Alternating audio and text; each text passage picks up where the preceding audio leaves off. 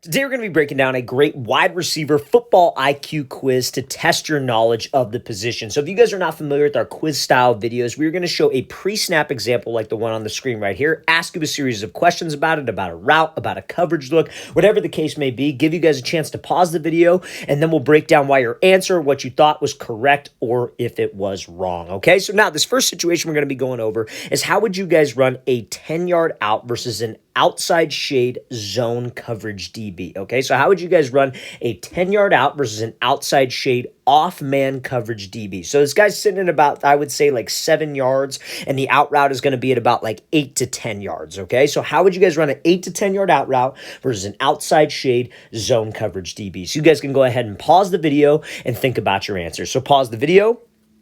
All right, let's break this thing down. So this specific example right here is actually the incorrect way to do it. We're going to show the incorrect way to do it. We're going to talk about your answer, and then we're going to show a correct way of Justin Jefferson working the same route versus the same coverage in a second, okay? So if this DB's lined up outside shade, right, that's what we want to see pre-snap. As a wide receiver, it all comes down to making a plan. As soon as I come up to the line of scrimmage, I should have a plan of action ready to roll with my route. So how we just come up with that plan of action is we were looking for this DB's leverage, and we were looking for his distance. Those are the two things that are going to tell me how to run my route. So I look at his leverage, which means if he's either outside or if he's head up or if he's shaded to the inside. So this DB is shaded to the outside. So that tells me he's trying to prevent the outside route, which is the route that I have to run, which is a 10-yard out, which is a corner, which is a comeback, a fade. So we have to run that out route. His job, do not let me get to the outside and run the out route, right? Now, the second thing I want to look for is his distance, right? So is he pressed up outside shade, or is he like 2 yards off, or is he like this, maybe about 7 yards off, right? So in this case, he's about 7 yards off. So that would be off man coverage outside shade, or it could be considered like outside shade zone. It's kind of tough to tell because we can't see the full coverage,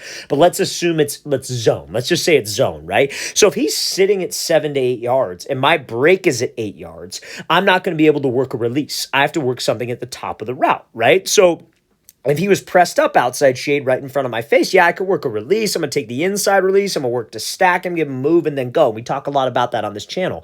But what should we do if he's sitting right at the break point? So if you guys said you want to run up and you want to attack his inside shoulder and inside hip, the goal is to get him to flip his hips open or maybe bite on some type of inside fake like a rocker step, that would be 100% correct. We do not want to try to run out here and square up the DB and try to get him to backpedal. Number one, this is in the red zone. I know I didn't say that, but it applies even if it's not in the red zone. We don't want to attack his leverage, guys. As soon as you attack his leverage, he's going to keep his leverage and widen, and I have to get to the outside. So my goal is to get him to flip open and slip under him. But this is the incorrect example, so I'm going to play at full speed, and then we'll get to a correct example. So this receiver makes a cardinal mistake. He threatens the inside shoulder and the inside hip, but he widens the DB with his stem. So like I said, guys, we're going to get into an example of Justin Jefferson doing this in a second, but let me explain one more thing here. Even if I do this inside move where I throw this like rocker step fake, I'm trying to sell to the inside, but I already, with my stem, was going straight at this DB's toes, straight at his midline, right at his leverage. It's going to widen him, guys. So even if he hesitates, he still has that outside leverage. And when I keep widening my stem, I am cutting down the field space that quarterback has. So this DB can easily recover. He's right on my hip, and I don't have that much room to the sideline for the quarterback. The quarterback honestly shouldn't have even thrown this. So I'm going to play this full speed one more time, you guys, and then we'll get to that Justin Jefferson example. So Mooney comes off the ball, can't attack leverage, guys. We have to threaten his inside hip and his inside shoulder. When my route is breaking to his leverage and that DB is sitting at the break point at the same yardage, we are picking a hip and a shoulder, and we are attacking that hip and shoulder, okay? So now, before we get into this Justin Jefferson example, fellas, if you're a wide receiver and you would like to train with us this off season, we are coming out to 9 more states across the country for 2-day-long QB and wide receiver training camps. Next up on our camp tour, guys, we're going to be coming out to Nashville, then Chicago, then Buffalo. All of those camps are completely sold out, just like the first 6 camps we have done this year. Our Philadelphia camp is ultimately sold out as well, but we have available spots in Atlanta, Houston, Detroit, Boise, and Los Angeles. So guys, if you're local to one of these cities or would like to get added to a wait list for one of the camps that we were sold out on, check out that very first link in the description below. It's where all the information is. That's how you can sign up to work with myself. I'll be at every single one of these camps and our staff of coaches. So guys, very first link in that description below. let's get back to this video. So now let's look at this example from Justin Jefferson. Same situation, right? Outside shade, DB sitting at about 8 yards. This break is going to be at about 8 to 10 yards, but his stem doesn't go straight to the outside and try to square up the DB. His stem goes right at his inside shoulder and right at his inside hip. So let's play at full speed and let's watch this. So he does the same exact move that Mooney did. He does that rocker step, but the only difference is the stem. We have to run a quarterback-friendly route.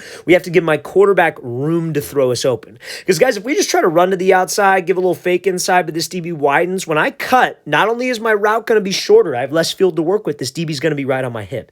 The best way to get this guy to bite is to go right at his inside shoulder, right at his inside hip. Now, do you have to use a rocker step in this situation? A rocker step is where you step in the direction you're breaking first. So you do this outside cut, and then you push off of that to fake to the inside. Do you have to do that? No. You could just run as hard as you can at that inside shoulder, at that inside hip to try to sell vertical and get him to flip open and then slip under. I wanted to show this rocker step, though, because the last example was in the red zone. And in the red zone, you're not going to be able to threaten the DB by just like running hard and putting your head down.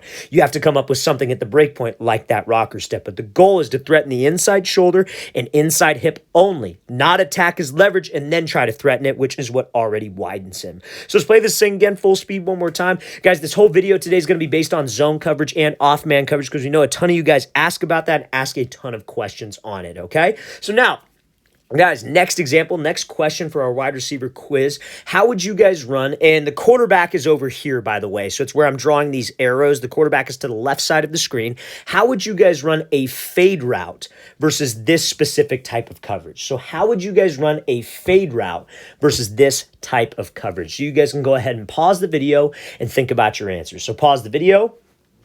All right, let's break this thing down. So this is a question we get asked probably at least once, maybe every couple of days. How do I run a fade route versus a DB who is outside shade and in zone? So this could be something like cover 3 or cover 4. Guys, a quick little rundown of like cover 3 or cover 4. Let's say it's cover 3. We have a single high free safety in the middle. He's got a third of the field. This corner is dropping to that third of the field. Other corner on the other side of the field has that third. So they're splitting the field up into deep thirds. Zone coverage. How do I run a fade against this? Now, some receivers, some coaches might say, well, you're not going to get a ball against this type of coverage anyway, so it doesn't really matter. You might against cover 3. If there's a single high free safety and that guy's holding in the middle of the field and we got a guy who we're confident can win on the outside, I'm going to give him a chance, especially if I get a situation like second and short where I could take a shot downfield from an offensive play call perspective. So how do you run this route, right? So a lot of, like if I were to get, so remember, what do we want to identify as a receiver? We're looking for the DB's leverage and the distance. So he's about 7 to 8 off, right? He's outside shade, looks like zone coverage, kind of facing to the inside, right? His goal, whether it's zone, whether it's off man, or whether it's press man, whenever he is outside leverage, don't get beat to the outside. Force everything inside where he has some kind of safety help, like a cover 3 defense, maybe even his cover 1 if it's off man, whatever. He's got safety help inside. So my game plan can't be, okay, I'm just going to try to run around him. Because that DB will squeeze you to that sideline. He will widen. He will almost stack us. That's a DB technique that they teach, guys. We work to the outside. He'll just stack on top of us and we'll just get squeezed to the sideline, taking myself pretty much out of the play. So what we want to do is something called a vertical set. So if you guys said you want to attack him and give him a hard fake inside, then slip outside, that would be correct. If you guys said attack him and take the inside release, then work to stack, that's not wrong. I just don't like it against zone because it's unlikely for us to restack, and I'll explain why. I like that more so against press. So let's play at full speed, then we'll break it down. Now, Watson, this is a perfect way to run the route.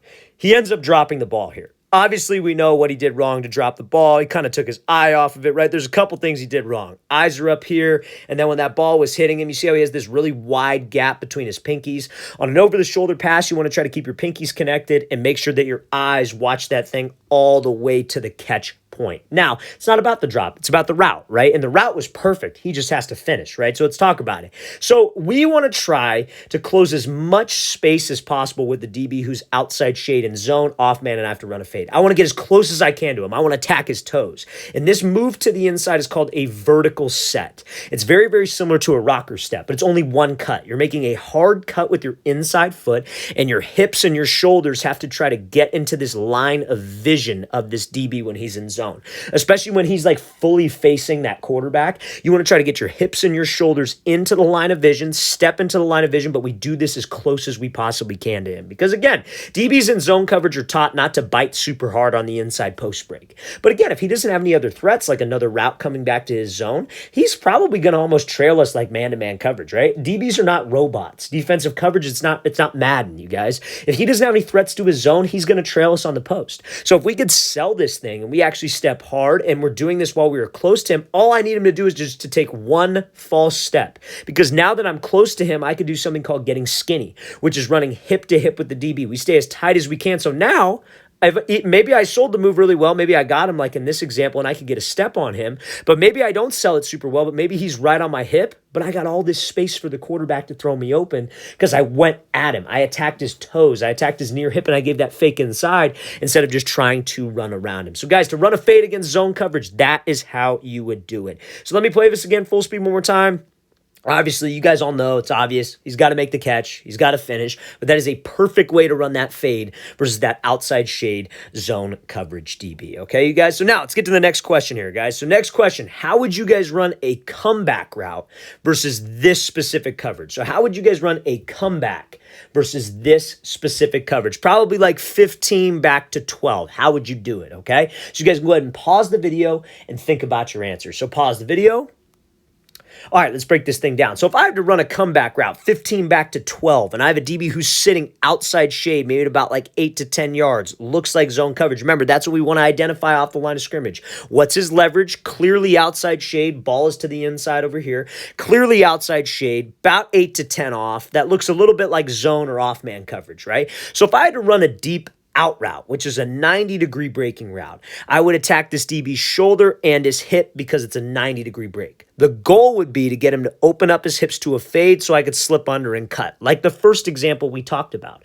Now, a comeback route's a little different because what do you got to do? You got to come back at a 45-degree angle. So if I'm running up, and let's say I'm about to break at this comeback right here, but I got a DB who's right on my hip, and I got to get back 45, and my goal is to try to slip under him or to throw him by, right? I want to put my hand on the back of his shoulder and hip and try to slip under. It's hard to do on a 45-degree angle. So you want to build off of the fade route that we just discussed. Now, I don't know if any of you said this. I don't know if any of you got this because it's something that we don't talk a ton about on this channel. But what we would do is we would burst up and we'd make it look exactly like a fade. You always want to make your comeback route look like a fade. So we get as close as we can to him. Obviously, we don't want to just break whenever I feel like it because the depth of the route matters. So I would say probably at about like 10 yards or so, I would give him a hard vertical set fake inside. And then I would try to slip to something called his blind spot. But when I get to his blind spot, I want to be as close as I can to him to give the quarterback room to throw me open. So let's talk about it. Let's play at full speed. That's what this receiver does. This is a good example of it. So he gives that hard fake inside,